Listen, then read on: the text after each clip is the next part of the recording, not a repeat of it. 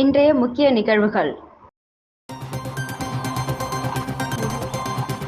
Crypto currency மோசடி வழக்கு, cyber crime போலீசாருக்கு ஐஜி பாராட்டு.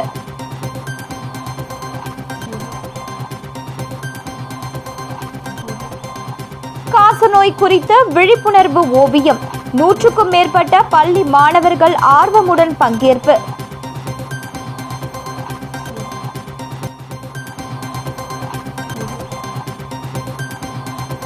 அரசு காலி பணியிடங்களை நிரப்ப முடியவில்லை, அரசு விழாவில் ஆளுநர் முன்பு ஆதங்கப்பட்ட முதலமைச்சர்.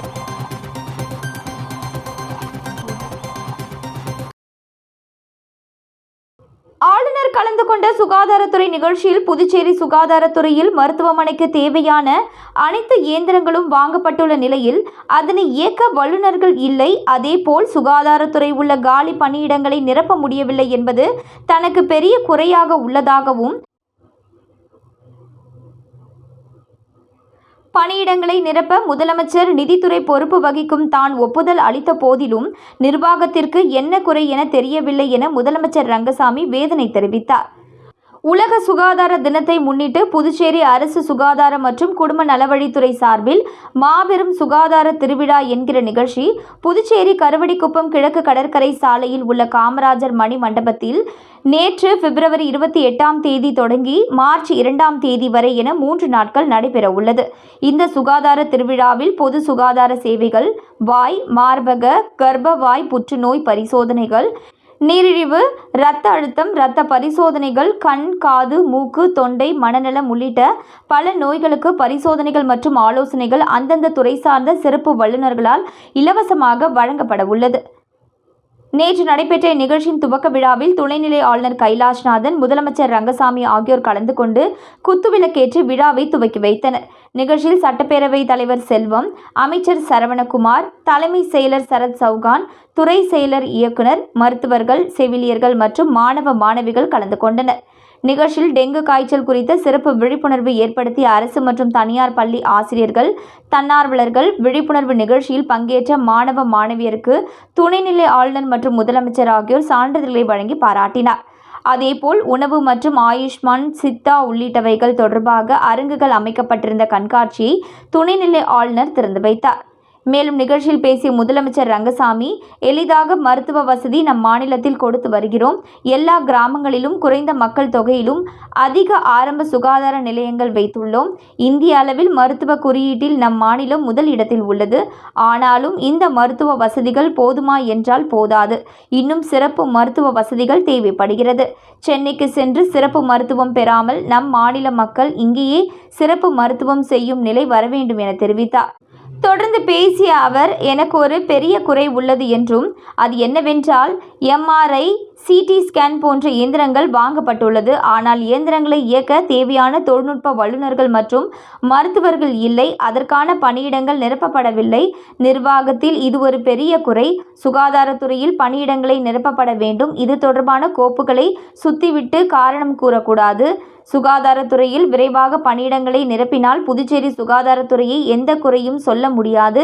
நீண்ட நாட்களாக ஒப்பந்த அடிப்படையில் உள்ள மருத்துவர்கள் பணி நிரந்தரம் செய்தால்தான் அவர்கள் மகிழ்ச்சியாக தொடர்ந்து பணியாற்றுவார்கள். இல்லை என்றால் கூடுதல் ஊதியம் கிடைக்கும் என்று வேறு மருத்துவமனைக்கு சென்று விடுவார்கள். இதில் எல்லாம் நாம் கவனம் செலுத்த வேண்டும். இது போன்ற சங்கடங்கள் நிர்வாகத்தில் உள்ளது. காலியாக உள்ள பணியிடங்களை நாம் நிரப்பித்தான் ஆக வேண்டும். 500 செவிலியர்கள் பணி நிரந்தரம் செய்ய வேண்டிய இடத்தில் 150 பேர் தான் உள்ளனர். அவர்கள் எப்படி பணி செய்ய முடியும்? இத்துறையின் அமைச்சராக இருக்கும் நானே இதை சங்கடத்துடன் தெரிவிக்கின்றேன். முதலமைச்சர், நிதித்துறை பொறுப்பு வகிக்கும் நானே பணியிடங்களை நிரப்ப அனுமதி அளிக்கும் பொழுது நிர்வாகத்தில் ஏன் இந்த குறை என தெரியவில்லை என முதலமைச்சர் வேதனை தெரிவித்தார். மேலும் நிகழ்ச்சிக்கு பின்னர் இதுகுறித்து துணைநிலை ஆளுநர் கைலாஷ்நாதனிடம் முதலமைச்சர் பணியிடங்கள் நிரப்புவதில் தாமதம் குறித்து செய்தியாளர்கள் கேள்வி எழுப்பிய போது இதுகுறித்து முதலமைச்சரிடம்தான் கலந்து பேசியுள்ளதாகவும், மிக விரைவில் எம்ஆர்ஐ மற்றும் சிடி ஸ்கேன் இயந்திரங்களை இயக்க ஆட்கள் பணி அமர்த்தப்படுவார்கள் என தெரிவித்துவிட்டு சென்றார். கிரிப்டோ கரன்சி வழக்கில் சிறப்பாக செயல்பட்ட சைபர் கிரைம் போலீசாருக்கு ஐஜி பாராட்டு தெரிவித்தார். புதுச்சேரியில் கிரிப்டோ கரன்சி மூலம் 10 நபர்களிடம் 3.6 கோடி ரூபாய் மோசடி செய்த வழக்கில் கோயம்புத்தூரை சேர்ந்த 2 பேர் கைது செய்யப்பட்டனர். மற்றவர்களை தேடி வருகின்றனர். இந்த நிலையில் வழக்கை விசாரிக்கும் சீனியர் எஸ்பி நார சைத்தன்யா, எஸ்பி பாஸ்கரன், இன்ஸ்பெக்டர்கள் தியாகராஜன், கீர்த்தி, தலைமை காவலர் மணிமொழி, காவலர் பாலாஜி தலைமையிலான குழுவினரை ஐஜி அஜித்குமார் சிங்லா அழைத்து பாராட்டினார். வழக்கில் தலைமறைவாக உள்ளவர்களை கைது செய்யவும் சொத்துக்களை முடக்கவும் ஆலோசனை வழங்கினார். புதுச்சேரி காலாப்பட்டு மத்திய சிறையில் 300க்கும் மேற்பட்ட தண்டனை மற்றும் விசாரணை கைதிகள் உள்ளனர். இவர்களின் மறுவாழ்விற்காக சிறை தோட்டம், பேக்கரி, நூலகம், சிறை வானொலி போன்ற பல நலத்திட்டங்கள் செயல்படுத்தப்பட்டு வருகிறது. இதன் ஒரு பகுதியாக சிறைவாசிகளுக்கு யோகா நிகழ்வுகள் பயிற்றுவிக்கப்படுகிறது. இந்நிலையில் நோவா வேர்ல்ட் ரெக்கார்ட் யோகா நிகழ்ச்சி உலகெங்கும் நடத்தப்பட்டு வரும் நிலையில் புதுவை மத்திய சிறையிலும் சிறைவாசிகள் மற்றும் சிறை ஊழியர்கள் கலந்து கொண்ட மெகா யோகா நிகழ்ச்சி நடைபெற்றது. இதற்காக சான்றிதழ் வழங்கும் விழா மத்திய சிறை வளாகத்தில் சிறைத்துறை ஐஜி ரவிதீப் சாகர் தலைமையேற்று சான்றிதழை வழங்கினார். விழாவிற்கான ஏற்பாடுகளை தலைமை கண்காணிப்பாளர் அழகேசன், கண்காணிப்பாளர் பாஸ்கரன் ஆகியோர் செய்திருந்தனர். இவ்விழாவில் தமிழ்நாடு மற்றும் புதுவை யோகா சங்கத்தின் நிர்வாகிகளும் கலந்து கொண்டனர். மேலும் இவ்விழாவில் நவயோகா கன்சல்டன்சி சர்வீஸ் சார்பில் NCVET கம்ப்யூட்டர் சான்றிதழ்களும் பயிற்சி முடித்தவர்களுக்கு வழங்கப்பட்டது. சான்றிதழ் வழங்கும் விழாவில் ஸ்ரீ அரபிந்தோ சொசைட்டி இயக்குநர் ஸ்ரீனிவாசன், அலுவலக பணியாளர்களும் கலந்து கொண்டு சிறப்பித்தனர். நோவா வேர்ல்ட் ரெக்கார்ட் சங்கத்தின் பொதுச் செயலாளர் ராஜ்குமார், கிளை செயலாளர் திலீபன் ஆகியோர், யோகா மாஸ்டர் நீலகண்டன் ஆகியோரும் பங்கேற்று விழாவினை சிறப்பித்தனர். காசநோய் குறித்து விழிப்புணர்வு ஏற்படுத்தும் வகையில் புதுச்சேரி கடற்கரை சாலையில் நடத்தப்பட்ட ஓவியப் போட்டியில் 100க்கும் மேற்பட்ட அரசு பள்ளி மாணவர்கள் ஆர்வமுடன் கலந்து கொண்டனர்.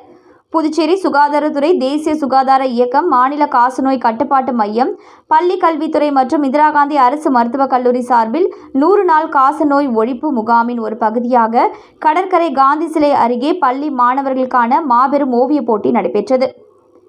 ஓவியப் போட்டியில் பல்வேறு அரசு பள்ளியைச் சேர்ந்த 100க்கும் மேற்பட்ட மாணவர்கள் ஆர்வமுடன் பங்கேற்று காசநோய் குறித்து பல்வேறு விழிப்புணர்வு ஓவியங்களை வரைந்தனர். மேலும் போட்டியில் கலந்து கொண்ட அனைத்து மாணவர்களுக்கும் சான்றிதழ்கள் வழங்கப்பட்டது. ஊசுடு சட்டமன்ற தொகுதிக்கு உட்பட்ட பிள்ளையார்குப்பம் பகுதியில் வீற்றிருக்கும் ஸ்ரீ சுயம்பு சங்கர பரமேஸ்வரி அம்மன் ஆலய 32ஆம் ஆண்டு ரணக்களிப்பு மற்றும் மயான கொள்ளை விழாவில் திரளான பக்தர்கள் கலந்து கொண்டு சுவாமி தரிசனம் செய்தனர். புதுச்சேரி மாநிலம் வில்லியனூர் கொம்யூனியன் ஊசுடு சட்டமன்ற தொகுதிக்கு உட்பட்ட பிள்ளையார்குப்பம் பகுதியில் வீற்றிருக்கும் ஸ்ரீ சுயம்பு சங்கர பரமேஸ்வரி அம்மன் ஆலய 32ஆம் ஆண்டு மயான கொள்ளை திருவிழா வெகு விமர்சையாக நடைபெற்றது. மேலும் கடந்த புதன்கிழமை அன்று சாகை வார்த்தல் நிகழ்ச்சியும், இரவு 7 மணி அளவில் ஊரணி பொங்கல் படைத்தல் நிகழ்ச்சியும், அதனைத் தொடர்ந்து நிசாசினி கோட்டை அழித்தல் நிகழ்ச்சியும் மற்றும் அம்மன் வேடதாரி, குரத்தி வேடதாரி, காட்டேரி வேடதாரி, தாரை தப்பட்டை முழங்க பிரம்மோற்சவம் ரணக்களிப்பு நிகழ்ச்சி நடைபெற்றது. இதனைத் தொடர்ந்து முக்கிய நிகழ்வாக நேற்று மயான கொள்ளை திருவிழா நடைபெற்றது. இதில் பக்தர்கள் திரளானோர் கலந்து கொண்டு காய்கறிகள், பழங்கள், சில்லறை நாணயங்கள், பிஸ்கெட் பாக்கெட், குளிர்பானம் ஆகியவற்றை சூறையிட்டு தங்களது நேர்த்திக் கடனை செலுத்தினர். இதனைத் தொடர்ந்து இரவு தீச்சட்டி எடுத்தல் நிகழ்ச்சியும் மயான காளி ஊர்வலம் நிகழ்ச்சியும் நடைபெற்றது. இதில் திரளான பொதுமக்கள் கலந்து கொண்டு சுவாமி தரிசனம் செய்தனர். நிகழ்ச்சிக்கான ஏற்பாட்டினை ஆலய திருப்பணி குழுவினர் மற்றும் பிள்ளையார்குப்பம் கிராமவாசிகள், இளைஞர் சமுதாயத்தினர் வெகு விமர்சையாக செய்திருந்தனர். புதுச்சேரியில் எம்ஜிஆர் சிலைக்கு மாலை அணிவிக்க OPS அணியினருக்கு அருகதை இல்லை என வில்லியனூர் பகுதியில் புனரமைக்கப்பட்ட எம்ஜிஆர் சிலையை திறந்து வைத்த அதிமுக மாநில செயலாளர் அன்பழகன் தெரிவித்தார். புதுச்சேரி விழுப்புரம் சாலை வில்லியனூரில் இருந்து பெரம்பை செல்லும் சாலையின் புறவழி சாலையின் மைய பகுதியில் தமிழக முன்னாள் முதலமைச்சர் எம்ஜிஆர் சிலை இருந்தது. 1996ஆம் ஆண்டு அதிமுக MLAவாக இருந்த நடராஜன் எம்ஜிஆர் சிலையை நிறுவினார். அந்த சிலையை அப்போதைய தமிழக முதலமைச்சராக இருந்த ஜெயலலிதா திறந்து வைத்தார். இந்த நிலையில் வில்லியனூர் பகுதியில் புதுவை விழுப்புரம் சாலையை அகலப்படுத்தும் பணி நடைபெற்று வருகிறது. விபத்தை தடுக்க சாலை நடுவே பல கிலோமீட்டர் தூரம் வரையில் சென்டர் மீடியன் தடுப்பு கட்டைகள் அமைக்கப்பட்டு வருகிறது.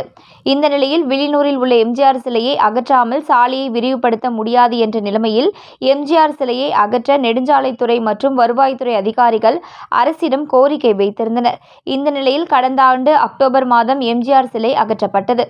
ஏற்கனவே சிலை இருந்த இடத்திலிருந்து சுமார் 20 மீட்டர் தூரத்தில் சாலையின் ஓரத்தில் எம்ஜிஆர் சிலை வைக்கப்படுவதாக வருவாய்த்துறை அதிகாரிகள் தெரிவித்தனர். முதலமைச்சர் ரங்கசாமியும் அதிமுக மாநில செயலாளர் அன்பழகனிடம் வெண்கல சிலை வைக்க உறுதி தந்தார். இந்த நிலையில் போக்குவரத்து இடையூறு இல்லாமல் சிலை அமைக்கும் பணிகள் நடந்தது.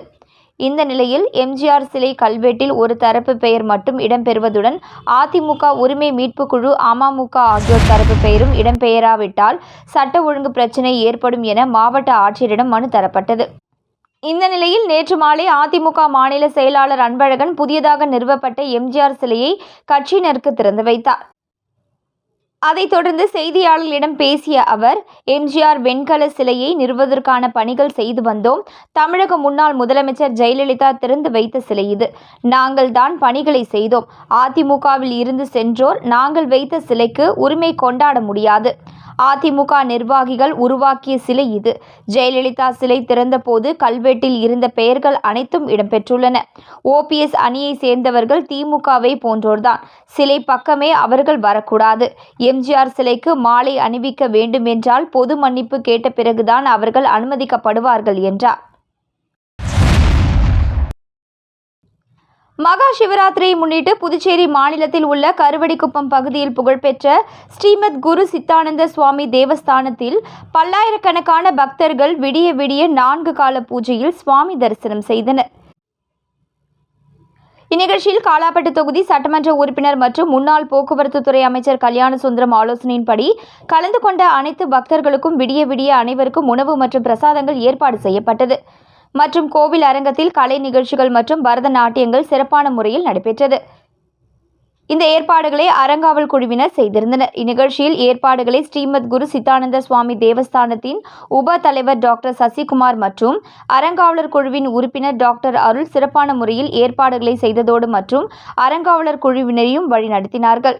இந்நிகழ்ச்சியினை சிவ சேனாதிபதி குருக்கள் மற்றும் ராமலிங்கம் மற்றும் பொறுப்பாளர்கள் சேது சீனு அவர்கள் மற்றும் நாகராஜ் கேட்டரிங் சர்வீஸ் சிறப்பான முறையில் ஏற்பாடுகளை செய்தனர்.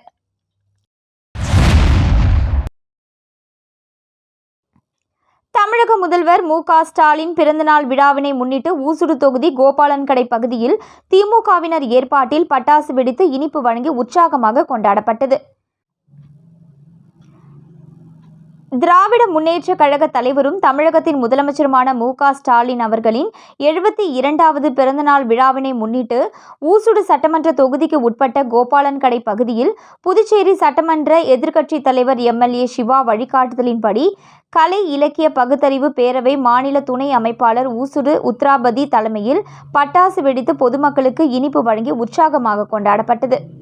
இந்நிகழ்ச்சிக்கு கோபாலன்கடை கோவில் தலைவர் ஆனந்த கணபதி மற்றும் மோகன் முன்னிலை வகித்தனர்.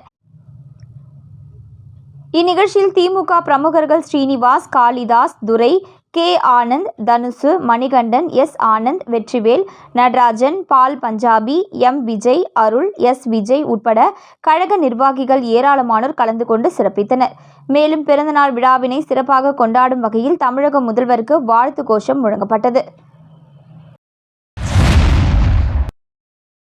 புதுச்சேரி கல்வே பங்களாவில் அமைந்துள்ள அருள்மிகு ஸ்ரீ துலக்கானத்தம்மன் உடனுரை ஸ்ரீ கம்பீஸ்வரர் ஆலயத்தில் நடைபெற்ற மகா சிவராத்திரி விழாவில் எதிர்க்கட்சித் தலைவர் சிவா உள்ளிட்ட திரளான பக்தர்கள் கலந்து கொண்டு சுவாமியை வழிபட்டனர்.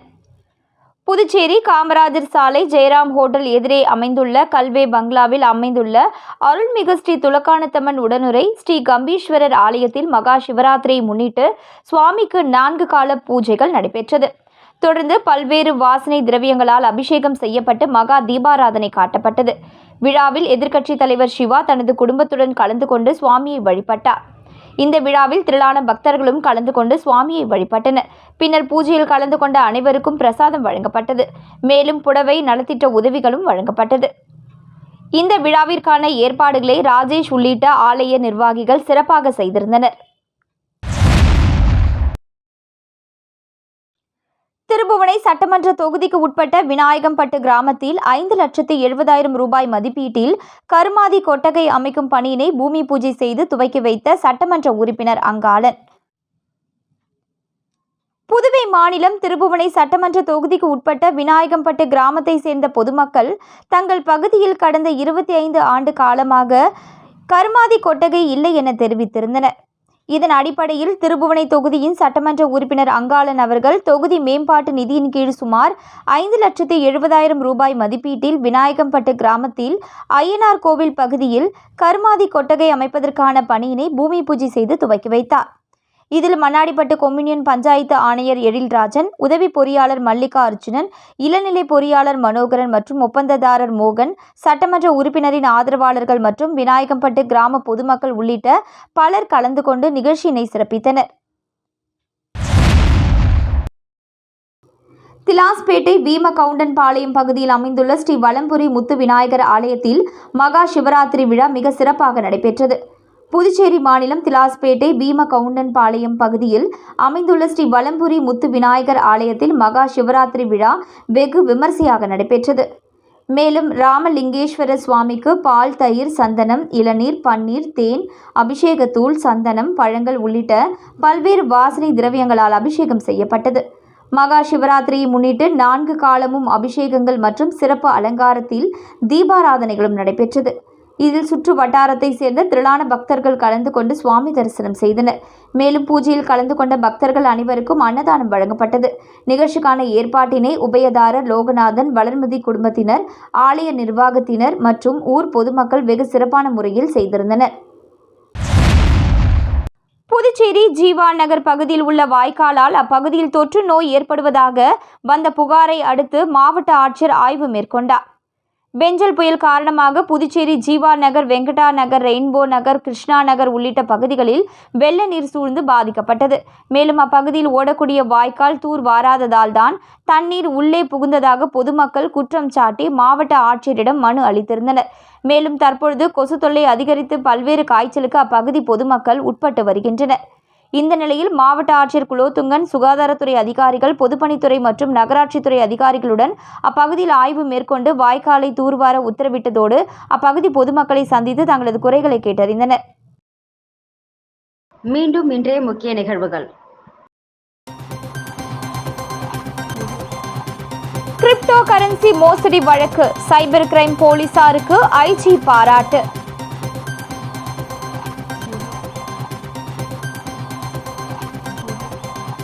காசநோய் குறித்த விழிப்புணர்வு ஓவியம், 100க்கும் மேற்பட்ட பள்ளி மாணவர்கள் ஆர்வமுடன் பங்கேற்பு.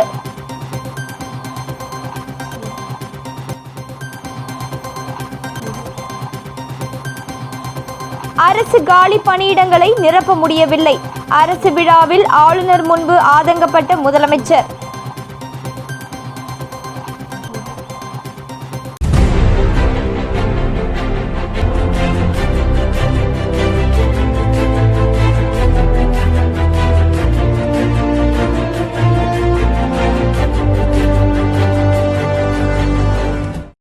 செய்திகளை உடனுக்குடன் தெரிந்து கொள்ள ஆஸ்கார் யூடியூப் சேனலை சப்ஸ்கிரைப் செய்யவும்.